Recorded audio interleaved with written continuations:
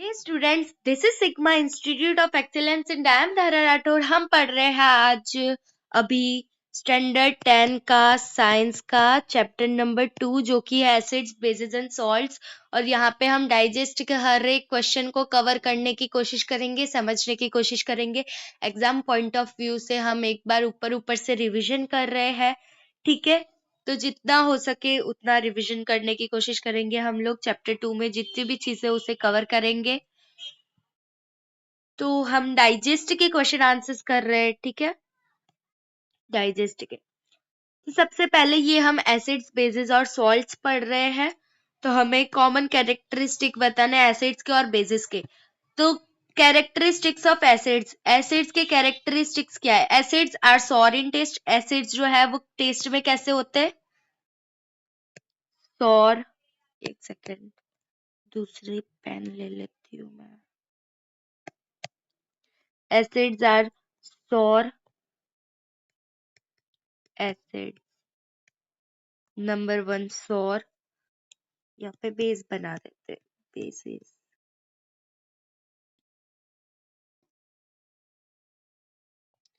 Acids are sour in taste. Acid जो है वो टेस्ट में खट्टे होते हैं। It turns wet blue litmus paper to red. ये जो है वो वेट ब्लू लिटमस पेपर को, ब्लू लिटमस पेपर को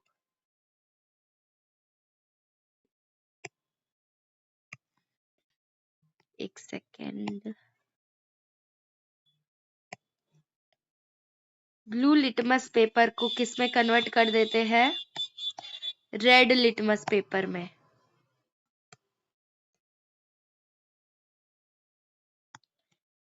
ठीक है। ये जो ब्लू लिटमस है वो किस में कन्वर्ट हो जाता है? रेड में। और यहाँ पे एकदम उल्टा होता है बेस में, वो बेस का हम आगे देखेंगे।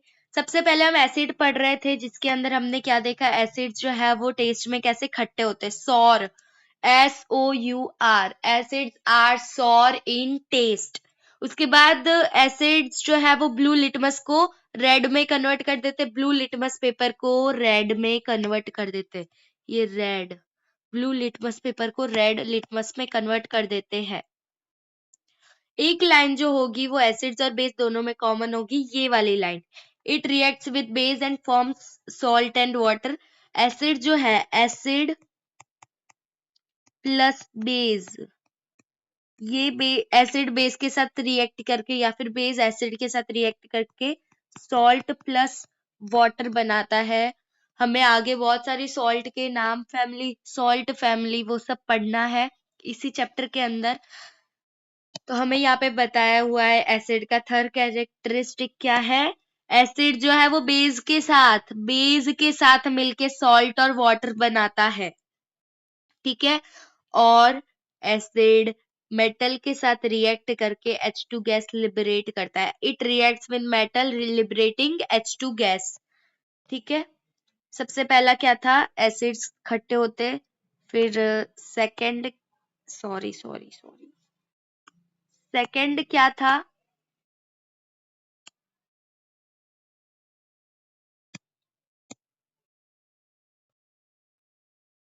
फिर सेकंड नंबर क्या था कि ब्लू लिटमस को रेड में कन्वर्ट कर देते। फिर थर्ड वाला क्या था? Acid plus base gives salt plus water. ये थोड़ा हम ऐसे कर देते, एक सेकेंड।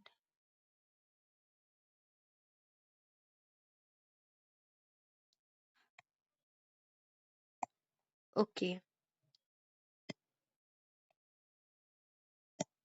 इसको सेकेंड नंबर। अब एसिड्स जो है वो बेस के साथ मिलके सॉल्ट और वाटर बनाते हैं।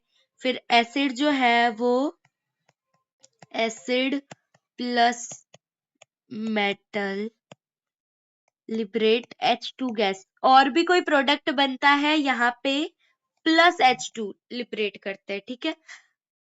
तो एसिड्स के 4 कैरेक्टरिस्टिक हमने बताए हैं जो कि बहुत कॉमन है। एसिड खट्टा होता है, ब्लू को वो रेड में, कंफ्यूज बिल्कुल नहीं होना है रेड से ब्लू या फिर ब्लू से रेड। एसिड जो है वो ब्लू से रेड कन्वर्ट होता है। फिर एसिड और बेस मिल एसिड बेस के साथ रिएक्ट करके सॉल्ट और वाटर बनाता है, एसिड मेटल के साथ रिएक्ट करके H2 गैस लिबरेट करता है। ठीक है, अब हम आते हैं बेस के कैरेक्टरिस्टिक पे। तो bases are bitter in taste. Base जो है, बेसेस नंबर 1 बीटर होते, कड़वे होते। Bases are bitter in taste. वो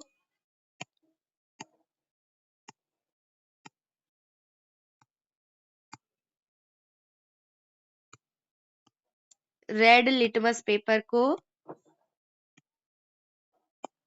एक सेकेंड,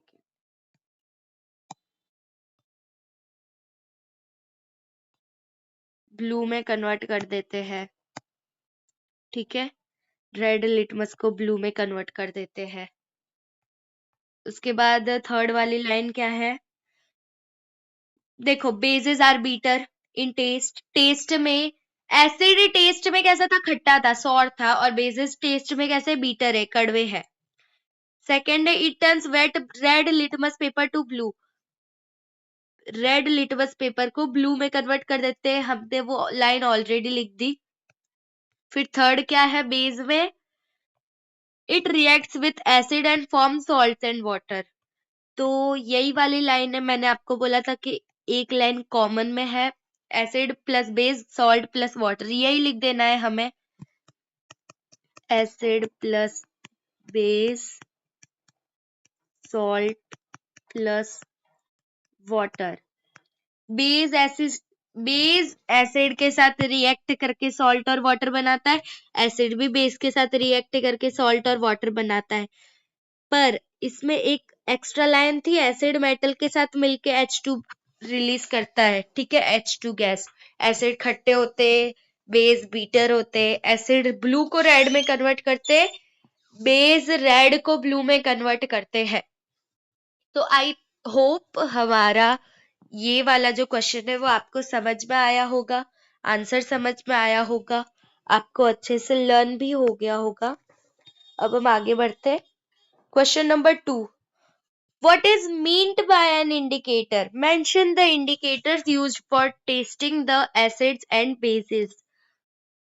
तो इंडिकेटर से क्या मतलब है, और इंडिकेटर के यूज, इंडिकेटर को एसिड और बेस को टेस्ट करने के लिए कैसे यूज किया गया है? मतलब मेंशन द इंडिकेटर्स, कौन से इंडिकेटर्स को यूज करते हैं एसिड और बेस को टेस्ट करने के लिए? The solution of which changes, the solution which changes its color in the presence of an acid.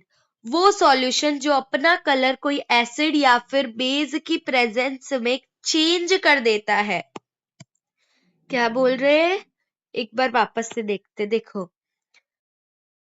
The solution, वो solution which changes its colour, जो अपना कलर बदल, रंग बदल देता है। क्यों, कैसे?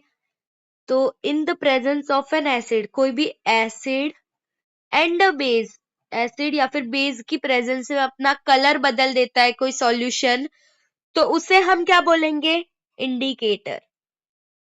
ठीक है, हमें कुछ नाम दिए हुए हैं क्योंकि हमें क्वेश्चन में ऐसा भी बोला था, मेंशन द इंडिकेटर्स। इंडिकेटर्स को मेंशन करो। तो मिथाइल ऑरेंज, फिनोफ्थैलिन, ये सिंथेटिक इंडिकेटर्स है used for testing the acids and basis. तो ऑब्जेक्टिव सेक्शंस में, साइंस के पेपर में बहुत सारे ऐसे क्वेश्चंस आते हैं, 4-5, turmeric, methyl orange, phenolphthalein, litmus, ऐसे अलग अलग नाम दिए हुए, 4 ऑप्शंस दिए हुए होते हैं, उसमें से हमें बोलते हैं सिंथेटिक इंडिकेटर निकाल के बोलो। तो मिथाइल ऑरेंज और फिनोफ्थैलिन जो है वो सिंथेटिक इंडिकेटर्स है।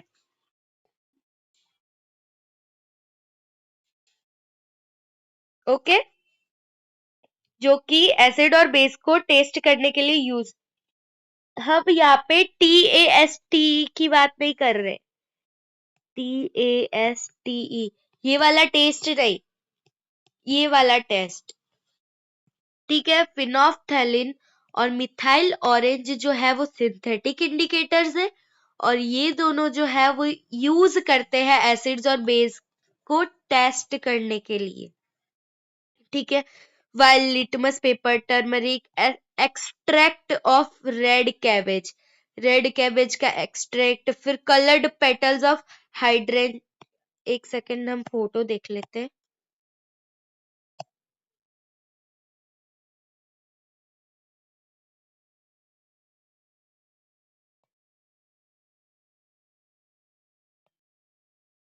एक सेकेंड।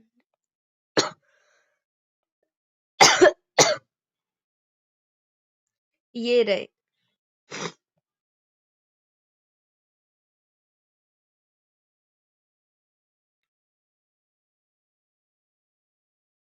ये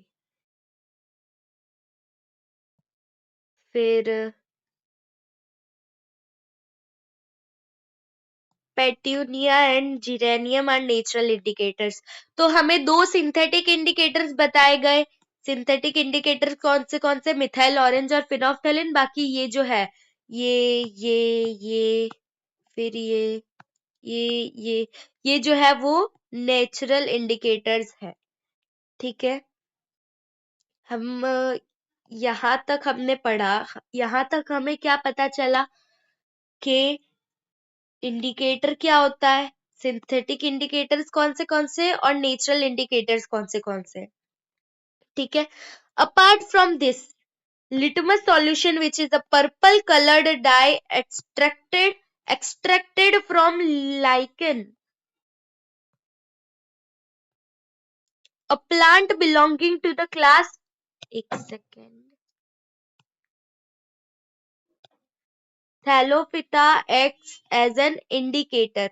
तो ये जो लिटमस है जो कि एक्सट्रैक्ट किया गया है, ये जो लिटमस सॉल्यूशन है वो एक पर्पल कलर का डाई है जो कि लाइकन से एक्सट्रैक्ट किया गया है। लाइकन क्या है, एक प्लांट है जो कि क्लास थैलोपिथा की क्लास से बिलोंग करता है।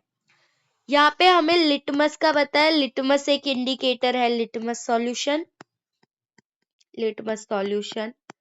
ये एक इंडिकेटर है जो कि डाई पर्पल या फिर ब्लू, पर्पल कलर का डाई है जो कि एक्सट्रैक्ट किया गया है लाइकन से।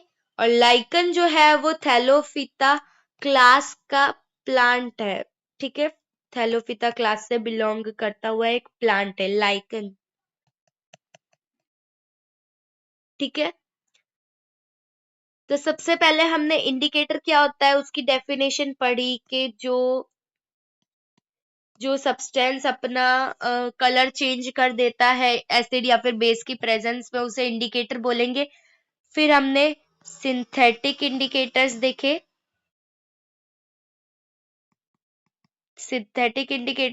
फिर नेचुरल, उसके बाद फिर हमने देखा लिटमस जो है वो कैसे, लिटमस सॉल्यूशन का कलर पर्पल है और वो लाइकन से एक्सट्रैक्ट किया गया है, लाइकन कौन सी क्लास से बिलोंग करता है वो देखा। अब some substances such as vanilla, onion and clove whose order changes in presence of acid or base are known as olfactory indicators। Okay, तो हमने इंडिकेटर्स पढ़ा। अब olfactory indicators क्या होता है, इंडिकेटर्स का मतलब जो जो सब्सटेंस अपना कलर चेंज करे एसिड या बेस की प्रेजेंस पे। और ऑल फैक्ट्री इंडिकेटर्स का मतलब सिंपल है, ऑल फैक्ट्री मतलब कि वो सब्सटेंसेस जो कि एसिड या फिर बेस की प्रेजेंस में अपना स्मेल चेंज करते हैं, स्मेल ऑर्डर, स्मेल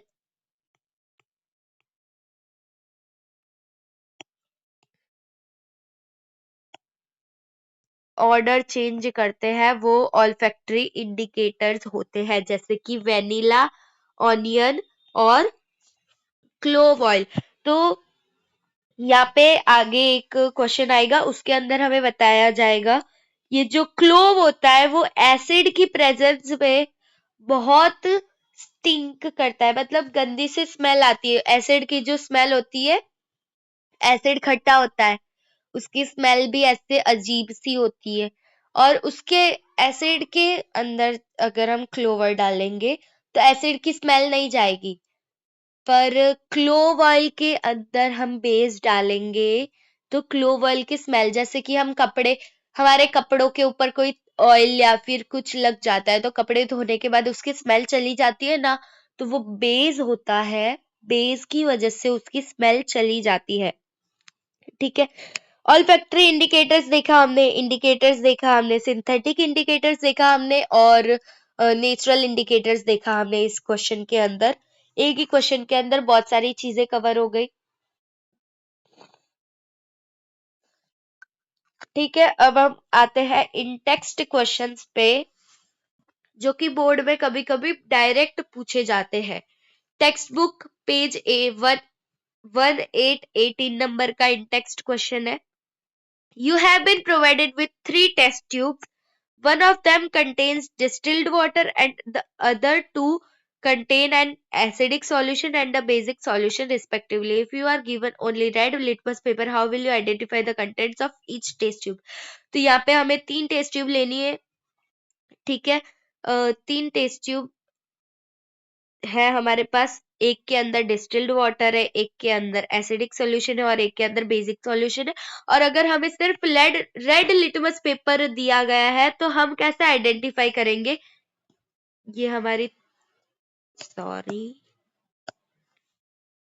ये हमारी एक टेस्ट ट्यूब हो गई, ये हमारी दूसरी टेस्ट ट्यूब हो गई और ये हमारी तीसरी।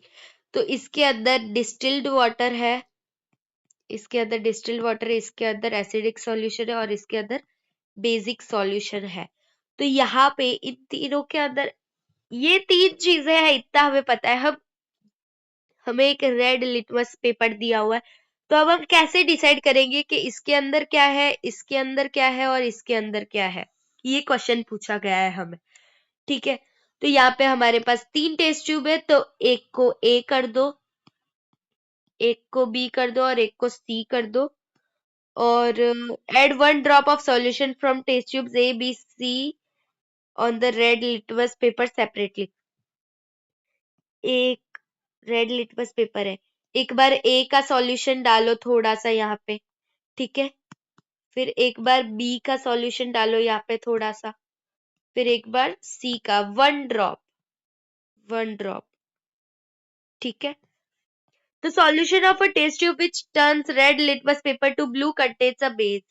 तो हमने यहाँ पे पहले ही देखा कैरेक्टरिस्टिक्स में कि बेस जो है वो रेड लिटमस पेपर को ब्लू में कन्वर्ट करता है। तो अगर कोई भी सॉल्यूशन ने इस रेड लिटमस पेपर, हमें पहले ही बताया गया था कि हमारे पास सिर्फ रेड लिटमस पेपर है, तो हमें उसी से काम चलाना था।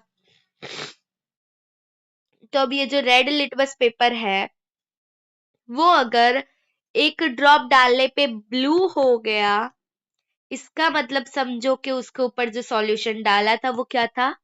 बेसिक था। क्या था? बेसिक था। अब हमें बेस पता चल गया कि बेस कौन सा था।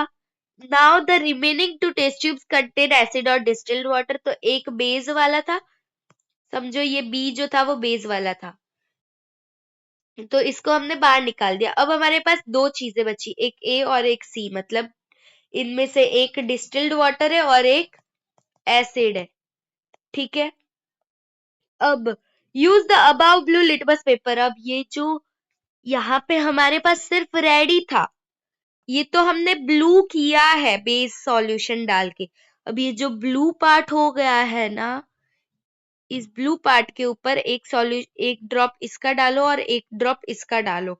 अब जो एसिड होगा ना वो उस ब्लू को वापस रेड में कन्वर्ट कर देगा।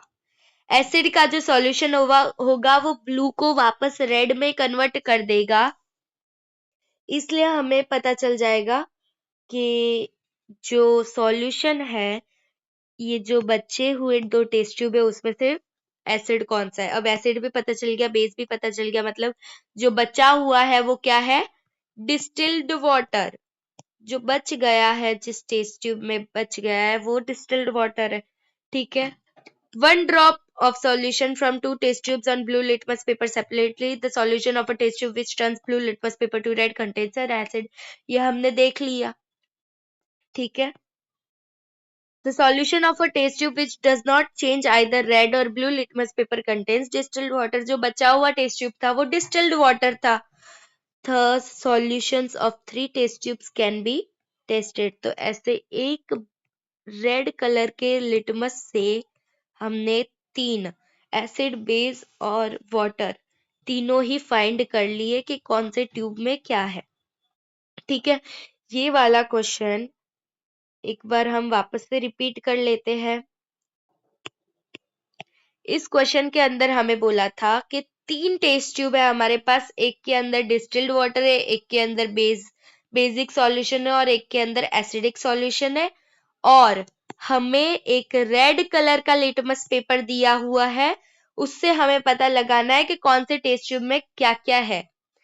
तो एक रेड कलर के लिटमस पेपर को हमने लिया, उसके ऊपर एक सॉल्यूशन डाला. फिर दूसरा रेड कलर का लिटमस पेपर हमने लिया, उसके ऊपर दूसरा सॉल्यूशन डाला. फिर तीसरा रेड लिटमस पेपर लिया, उसके अंदर हमने तीसरा सॉल्यूशन डाला. अब तीनों लिटमस पेपर तीनों रेड लिटमस पेपर को एक सॉल्यूशन ब्लू कर देगा, तो वो सॉल्यूशन बेस होगा. बेस जो है वो रेड को ब्लू में कन्वर्ट कर देगा. तो इससे हमें पता चल जाएगा कि बेस कौन सा है. अब ये जो लिटमस ब्लू हो चुका है उसके ऊपर एक एक ड्रॉप डालो, दोनों टेस्ट ट्यूब बची है उसकी. अब जो ब्लू को रेड कन्वर्ट कर देगा वो क्या होगा? एसिड होगा. और फिर जो बचा हुआ होगा वो क्या होगा? डिस्टिल्ड वाटर, जो तीसरा वाला है. ठीक है. 2.1 understanding the chemical properties of acids and bases. Acid और बेस की केमिकल प्रॉपर्टीज अंडरस्टैंड करने के लिए. 2.1.1 acids and bases in the laboratory. Activity दी हुई है हमें. एम क्या है इस एक्टिविटी का? एसिड्स और बेस को लेबोरेटरी में टेस्ट करना है. Collect the solutions of hydrochloric acid, sulphuric acid, nitric acid, acetic acid, sodium hydroxide. तो पहले हमने कुछ एसिड्स लिए हैं और हमें कुछ बेसिस लेने हैं.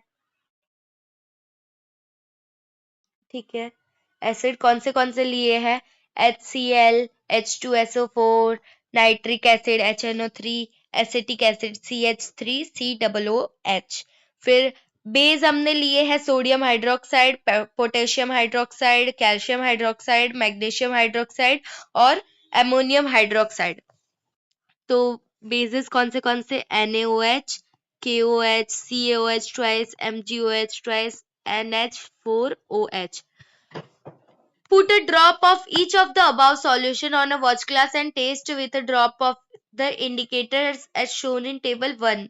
तो यहाँ पे टेबल 1 में जो बताया हुआ है हमें सैंपल सॉल्यूशंस कौन से? ये इतने एसिड्स है, ये 4 एसिड्स और ये इतने जो है ये 5 बेस है.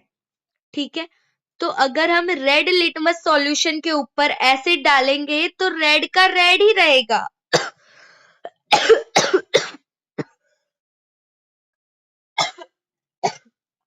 सॉरी. रेड लिटमस सॉल्यूशन के ऊपर रेड लिटमस पेपर के ऊपर अगर हम एसिड डालेंगे तो रेड लिटमस पेपर रेड ही रहेगा. पर अगर ब्लू लिटमस पेपर के ऊपर अगर हम एसिड डालेंगे तो ब्लू जो है वो तो रेड में कन्वर्ट हो जाएगा. ठीक है. तो यहाँ पे ये 4 एसिड है, चारों को रेड में डाला तो कोई भी चेंज नहीं हुआ कलर में. पर अगर चारों को ब्लू में डाला तो चारों ने ब्लू पेपर को रेड कर दिया. वैसे ही बेस का सॉल्यूशन जो है वो हम अगर रेड पे डालेंगे तो ब्लू हो जाएगा, ब्लू पे डालेंगे तो कलर चेंज नहीं होगा. फिर फिनोफ्थैलिन सॉल्यूशन एसिड की प्रेजेंस में कलर चेंज नहीं करेगा, कलरलेस रहेगा. और फिनोफ्थैलिन के अंदर जैसे ही हम बेस डालेंगे तो वो इमीडिएट पिंक कलर बना देगा. हमारी चैनल पे ये वाला जो है इसका वीडियो है, तो आप लोग उधर जाके देख सकते हो. हमारे जो सर है उनका भी पूरा वीडियो है एसिड्स बेसिस और सॉल्ट का, तो आप वो भी जाके देख सकते हो, एक्टिविटी देख सकते हो शॉर्ट्स में जाके। फिर मिथाइल ऑरेंज, ये दोनों हमने देखा सिंथेटिक इंडिकेटर्स है, और ये जो लिटमस है वो क्या है, नेचुरल इंडिकेटर। तो वापस से मैं समझा देती हूँ, बिल्कुल कंफ्यूजन नहीं होना है, आपका मन पूरा शांत रखिए और शांति से सुनो कि एसिड जो है वो ब्लू को रेड बनाता है, ब्लू को रेड। तो अगर रेड लिटमस पेपर पे एसिड डालेंगे तो कलर चेंज ही नहीं होगा, ठीक है। और बेस जो है वो रेड को ब्लू बनाता है, तो बेस को अगर हम ब्लू पे डालेंगे तो कलर चेंज नहीं होगा, लेकिन रेड पे डालेंगे तो वो ब्लू बना देगा। तो ये वाली चीजें तो क्लियर हो गई हमारी कि ये 4 एसिड है और ये 5 बेस है, तो यहाँ पे कलर चेंज क्यों नहीं हो रहा है वो हमें पता चल गया। अब फिनोफ्थैलिन है, फिनोफ्थैलिन एसिड की प्रेजेंस में कलरलेस रहेगा, और बेस की प्रेजेंस में जैसे ही बेस ऐड होगा फिनोफ्थैलिन में वो पिंक हो जाएगा। वैसे ही मिथाइल ऑरेंज जो है वो एसिड की प्रेजेंस, एसिड डालेंगे मिथाइल ऑरेंज में तो वो रेड हो जाएगा, और बेस डालेंगे तो येलो हो जाएगा, ठीक है। इसमें बस इतना ही था एक्टिविटी के अंदर। अब यहाँ से एक्टिविटी के जो क्वेश्चन है वो देख लेते हैं। State the function of N indicator. तो इंडिकेटर के फंक्शन क्या है, तो indicator changes its colour in presence of acid और बेस। इंडिकेटर हमने पहले ही पढ़ा, इंडिकेटर क्या होता है, तो वो सब्सटेंस जो एसिड या फिर बेस की प्रेजेंस में अपना कलर चेंज करता है वो इंडिकेटर है। ऑल्फैक्टरी इंडिकेटर क्या है, तो वो सब्सटेंस जो एसिड या फिर बेस की प्रेजेंस पे अपना स्मेल ऑर्डर चेंज करे, स्मेल चेंज करे, ऑर्डर ODOUR ऑर्डर चेंज करे। ये कलर सिर्फ इंडिकेटर पूछा है तो वो कलर, और ऑल्फैक्टरी इंडिकेटर्स का मतलब ऑर्डर चेंज करे वो, ठीक है। The substances whose order changes in presence of acid and base are called olfactory indicators। ये दोनों चीजें क्लियर हो गई, और आगे अभी तक आप लोगों को क्लियर नहीं हुई हो तो आप लोग स्टार्टिंग से वीडियो देखें। What type of substances are CH3COOH? CH3COOH, तो ये जो है इसका चैप्टर नंबर 4 जो है कार्बन एंड इट्स कंपाउंड्स, उसमें इसका पूरा स्ट्रक्चर आता है। फिर ये NH4OH, ये एसिड है और ये बेस है। तो CH3COOH जो है वो एक वीक एसिड है, और NH4OH जो है वो एक वीक बेस है, ठीक है। CH3COOH जो है वो वीक एसिड है, और NH4OH जो है वो एक वीक बेस है। ये एक्टिविटी हमने कर ली। अब हम आते हैं एक्टिविटी 2.2 के ऊपर, जो कि एक सेकेंड, हाँ, यहाँ से ये एक्टिविटी भी हमने ऊपर ऊपर से नहीं की है, हमने पूरा डीप में उसको पढ़ा है, एक एक लाइन को। ये पूरा टेबल हमने समझा है, क्वेश्चंस हमने अच्छे से समझे हैं। ये दोनों क्वेश्चंस तो आगे वाले जो क्वेश्चन थे उसके अंदर से आए थे, इंडिकेटर वाले में से। उसके बाद CH3COOH और NH4OH वाला जो था वो भी हमने देखा। अब हम आते हैं एक्टिविटी 2.2 पे। यहाँ पे हमने सिर्फ इंडिकेटर देखा था,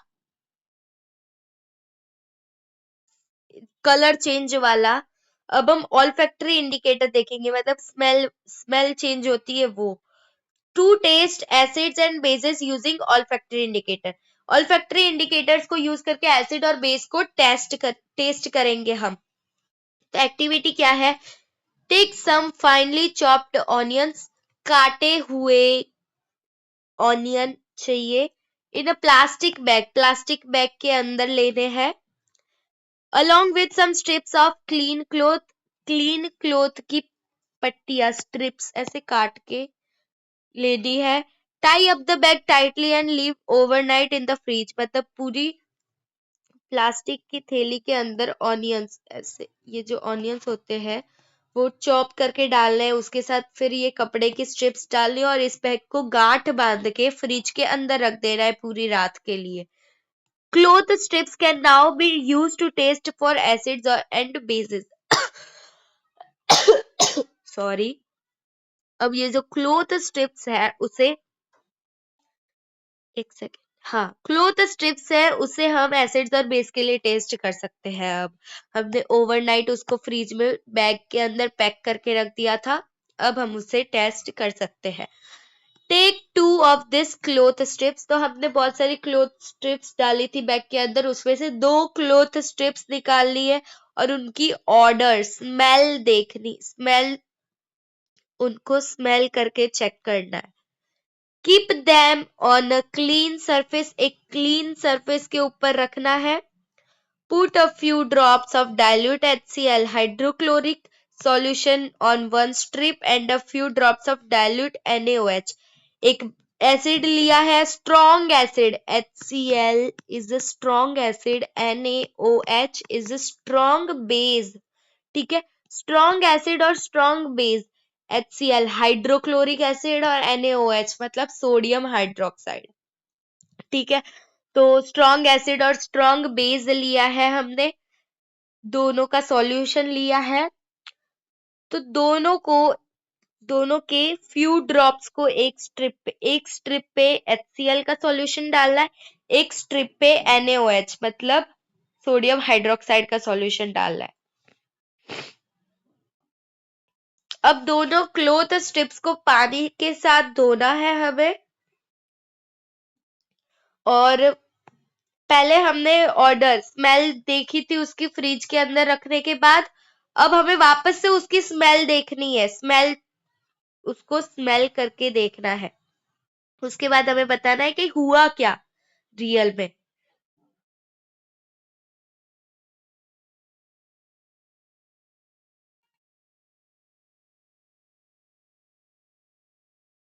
हुआ क्या रियल में वो बताना है हमें। Now take some dilute vanilla extract and clove oil, check their odour. अब वेनिला एक्सट्रैक्ट और क्लोवल लेना है और उनको भी स्मेल करके देखना है। अब कुछ डाइल्यूट हाइड्रोक्लोरिक एसिड एक टेस्ट ट्यूब में लेना है और NaOH एक टेस्ट ट्यूब में लेना है।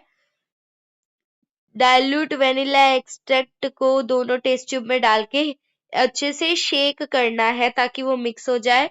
उसके बाद वापस से उनको स्मेल करके देखना है। उसके बाद क्या होता है, चेंजेस आते हैं स्मेल में या नहीं, ऑर्डर में चेंजेस ऑर्डर में कोई चेंजेस आते हैं या नहीं वो देखना है। Similarly test the change in the odour clove oil, जैसे वेनिला एक्सट्रैक्ट को डाला हमने टेस्ट ट्यूब में वैसे ही क्लोव ऑयल को भी डाल के टेस्ट करना है। ठीक है, तो मैं बता देती हूँ कि इस एक्टिविटी में हमें शॉर्ट में करना क्या था। तो इस एक्टिविटी के अंदर हमें ऑल्फैक्टरी इंडिकेटर्स मतलब वो इंडिकेटर जो एसिड या फिर बेस की प्रेजेंस पे अपनी स्मेल चेंज करते हो उसे टेस्ट करना था। तो उसके लिए हमने ऑनियन लिए, उन्हें काट के प्लास्टिक के बैग के अंदर डाल के उनके अंदर क्लीन क्लोथ की स्ट्रिप्स, क्लीन क्लोथ की पट्टियां डाली हमने उसके बैग के अंदर और बैग को टाइटली पैक करके फ्रिज के अंदर एक रात के लिए रख दिया।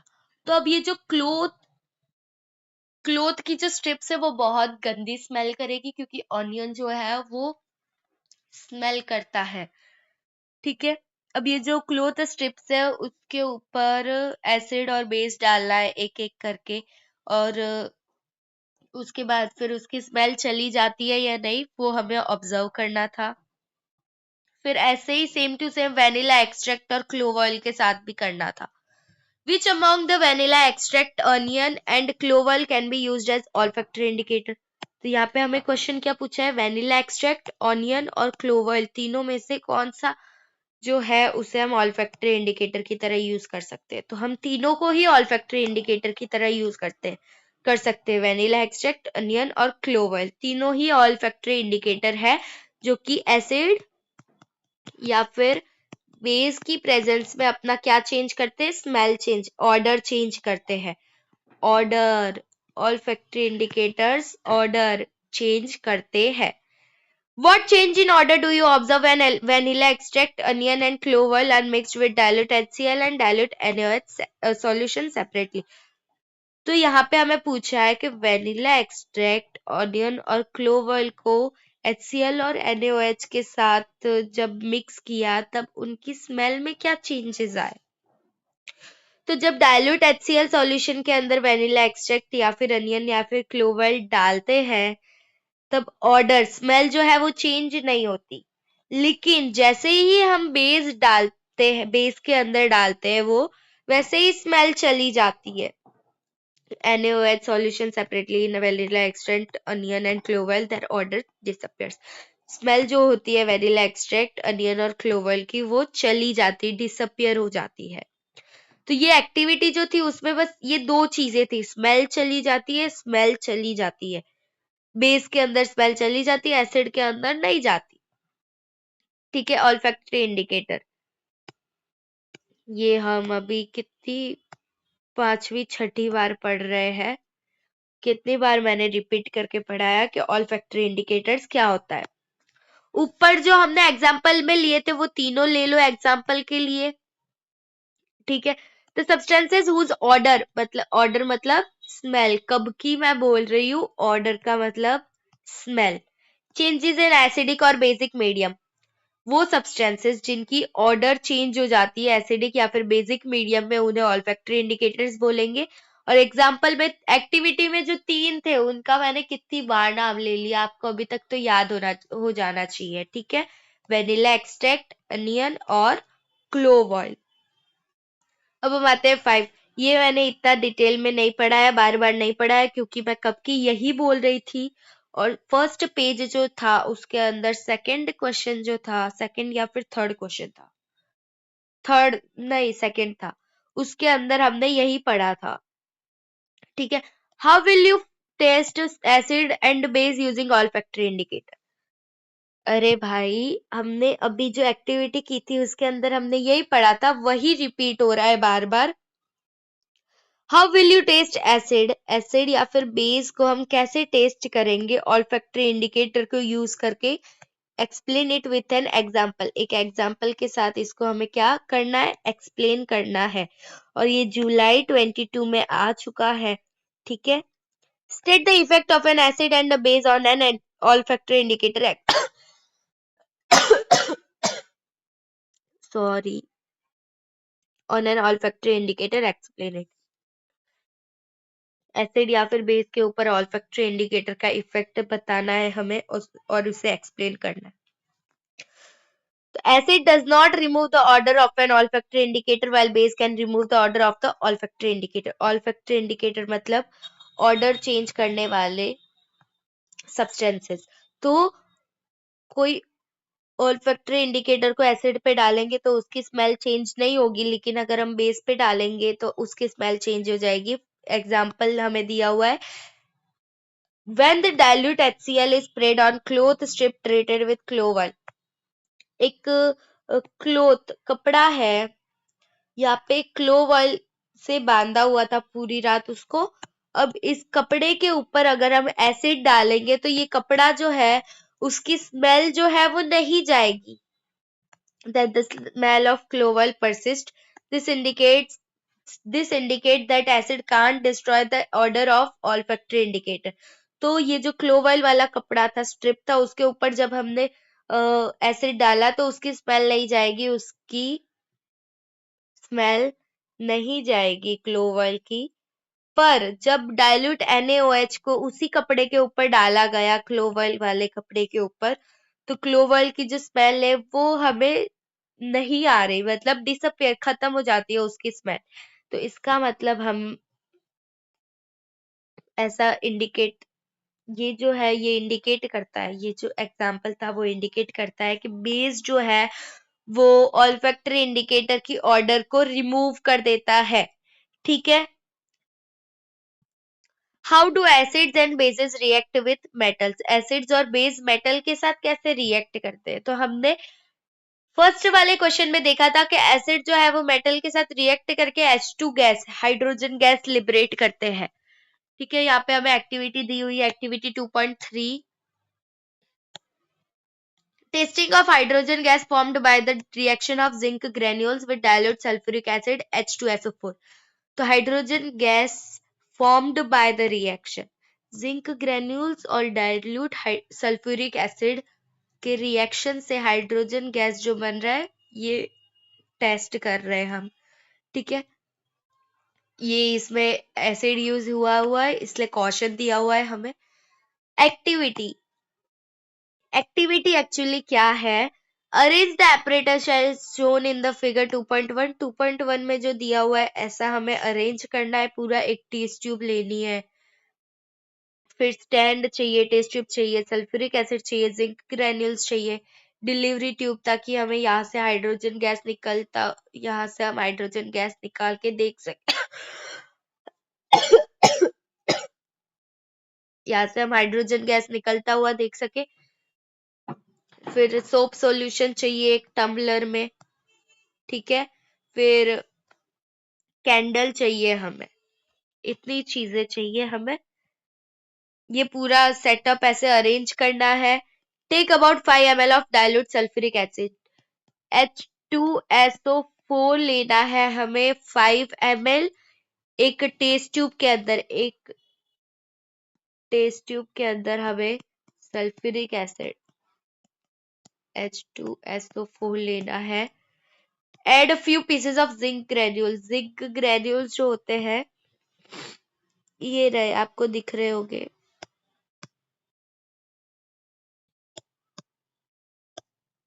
ये ब्लैक, एक second,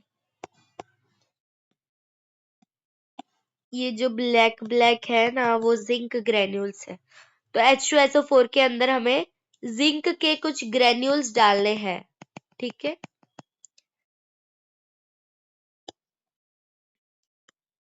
What do you observe around the surface of zinc granules? तो अब अगर हमने H2SO4 के अंदर जिंक ग्रेन्यूल्स डाल ही दिया है तो अब हमें ये भी बता दो कि जिंक ग्रेन्यूल्स के आजू बाजू हम क्या ऑब्जर्व कर रहे हैं। पास द गैस बीइंग इवॉल्व, ये जो गैस इवॉल्व हो रहा है ये पूरा कॉक से बांध दो और यहाँ से एक ट्यूब अटैच कर दो ताकि गैस उड़े ना, और इस ट्यूब से होते हुए सीधा यहाँ पे ये जो टम्बलर है, सोप सॉल्यूशन, यहाँ से ट्यूब से होते हुए सीधा इस टम्बलर के अंदर ये सॉल्यूशन आए। ठीक है, by are bubbles formed in the soap solution. तो यहाँ पे ये जो ऐसे ऐसे बबल्स हो रहे हैं, नीचे देख लेते हैं, ये जो बबल्स हो रहे हैं गोल गोल इतने सारे, ये क्यों हो रहा है ये पूछा हुआ है हमें। तो भाई हाइड्रोजन गैस रिलीज हो रहा है तो फिर बबल्स तो होंगे ही। और टेक अ बर्निंग कैंडल, एक बर्निंग कैंडल लानी है हमें इसके पास में, एक बर्निंग कैंडल लानी है इसके पास में।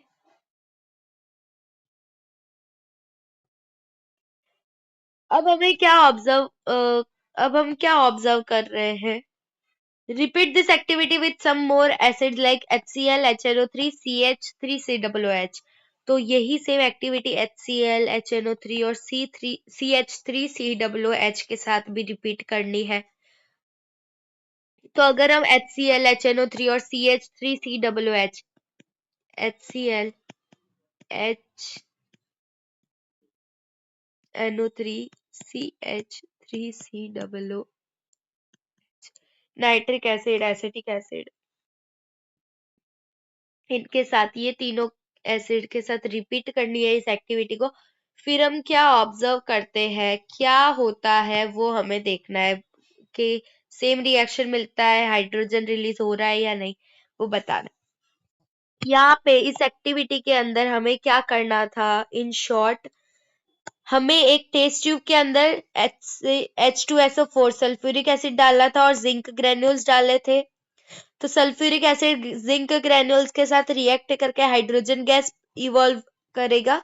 तो हाइड्रोजन गैस के बबल्स जो है वो हो रहे हैं। अब इस ट्यूब से होते हुए हाइड्रोजन गैस को हमने सोप सॉल्यूशन में लिया, तो ये बबल्स जो है वो ऊपर जाएंगे और कैंडल को लेके आए और ये बबल्स कैंडल की आग की वजह से जो फूटेंगे तो पॉपिंग साउंड आएगा। और हाइड्रोजन गैस जो है वो कैसे पॉपिंग साउंड के साथ जलता है। हाइड्रोजन गैस जब बर्न होता है तब कैसा पॉपिंग साउंड करता है। तो ये बस इतना ही रिएक्शन था। In above reactions metal displace hydrogen gas from acid. In short, when metal reacts with an acid form salt and evolves H2 gas. Metal जब एसिड के साथ रिएक्ट करता है तो सॉल्ट और हाइड्रोजन गैस इवॉल्व करता है और सॉल्ट बनाता है। अब इस एक्टिविटी के क्वेश्चन है, what do you observe around the surface of zinc granules. Zinc granules के सरफेस के अराउंड क्या ऑब्जर्व करते हैं हम। तो जिंक ग्रेन्यूल्स के सरफेस के अराउंड हाइड्रोजन गैस के बबल बन रहे हैं। ठीक है। Why are bubbles formed in the soap solution? Soap solution के अंदर बबल्स क्यों बने।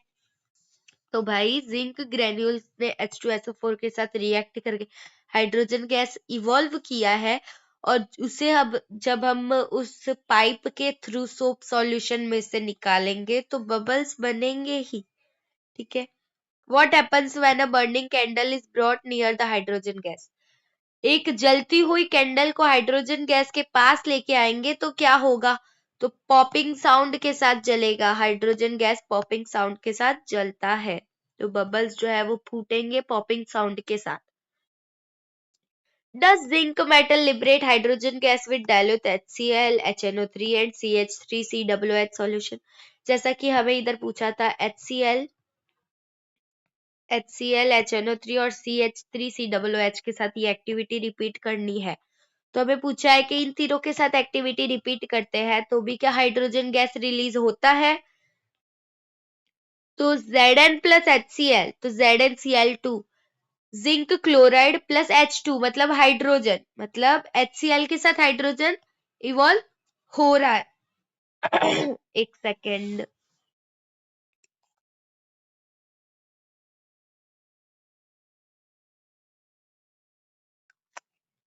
Just 1 second.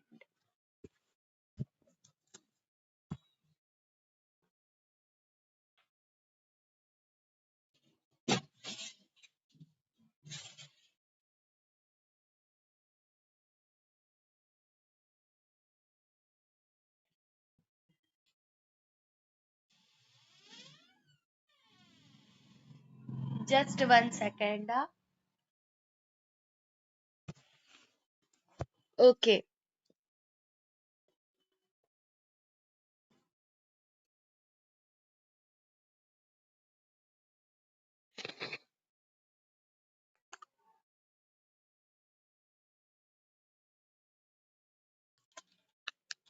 तो हम पढ़ रहे थे, क्वेश्चन नंबर 4 पे आए थे हम। HCl, HNO3 और CH3COOH के साथ जिंक मेटल रिएक्ट करके हाइड्रोजन इवॉल्व करता है या नहीं वो बताना है और उसके केमिकल रिएक्शंस भी बताने हैं। ठीक है। तो Zn plus HCl gives us ZnCl2 plus H2। ये तो बैलेंस करने के लिए 2 लगाया। चैप्टर नंबर 1 के अंदर हम पढ़ ही लिए थे और अगर आपने नहीं पढ़ा हो तो आप लोग मेरा वीडियो जाके देख सकते हो, चैप्टर नंबर 1 का केमिकल रिएक्शंस एंड इक्वेशंस का। ठीक है। तो Zn plus 2 HCl gives us ZnCl2 plus H2। तो यहाँ पे H2 रिलीज हो रहा है मतलब HCl पास हो गया टेस्ट में। अब HNO3, Zn प्लस HNO3 तो H2 is not evolve. H2 evolve नहीं होगा मतलब H2 इवॉल्व नहीं करेगा।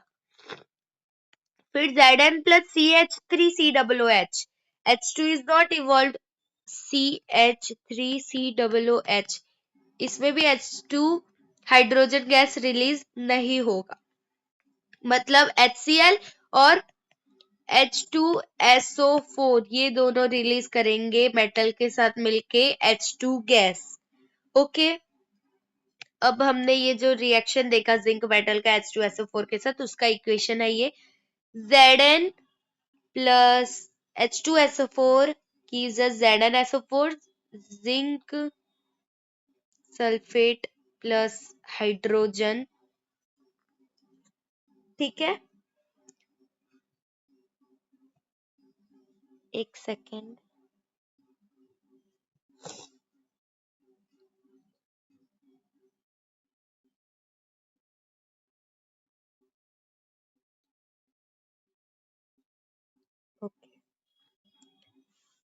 Zn प्लस H2SO4, तो ZnSO4 प्लस H2 जिंक और सल्फ्यूरिक एसिड मिलके जिंक सल्फेट और हाइड्रोजन बनाता है, हाइड्रोजन गैस रिलीज करता है। ठीक है, क्वेश्चन नंबर 6 पे आए हम। आई होप यहाँ तक के आपको सब जो एक्टिविटी आई थी वो और उसके साथ साथ 5 क्वेश्चन तक तो आपको क्लियर होगा ही, और अगर आपको समझ में नहीं आया है, मेरे से कोई गलती हो तो सॉरी, पर आप वापस से वीडियो देख सकते हो।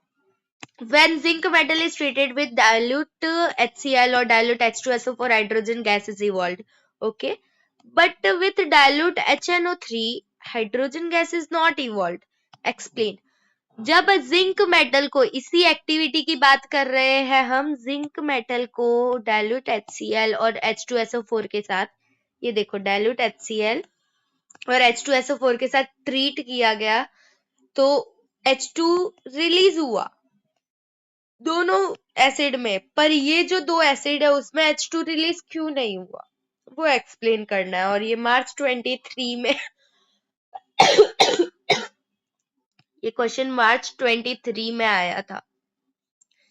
Zinc metal reacts with dilute HCl and dilute H2SO4। Zinc metal जो है वो डाइल्यूट हाइड्रोक्लोरिक एसिड और सल्फ्यूरिक एसिड के साथ रिएक्ट करके हाइड्रोजन गैस इवॉल्व करता है। ठीक है,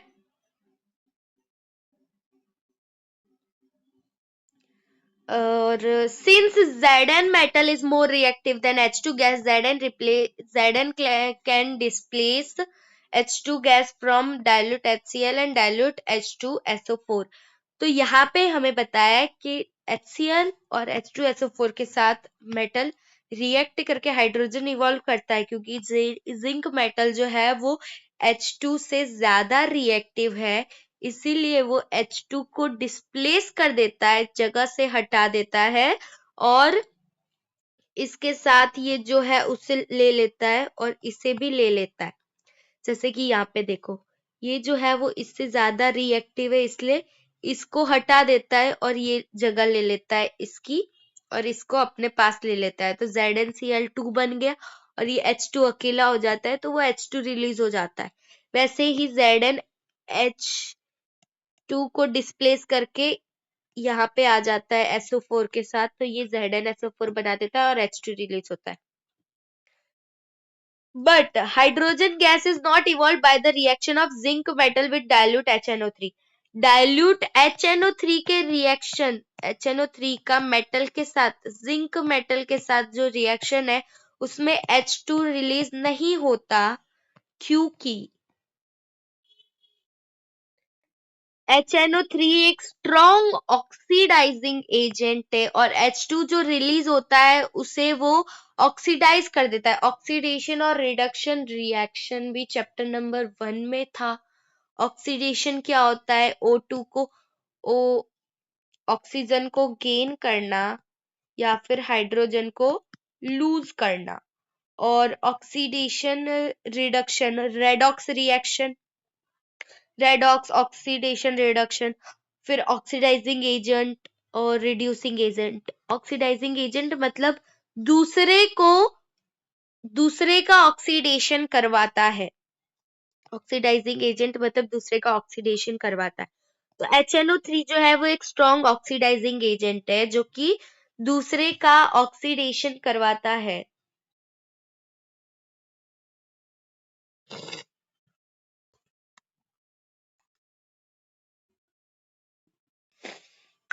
HNO3 जो है वो एक स्ट्रॉन्ग HNO3 जो है वो एक स्ट्रॉन्ग ऑक्सीडाइजिंग एजेंट है जो कि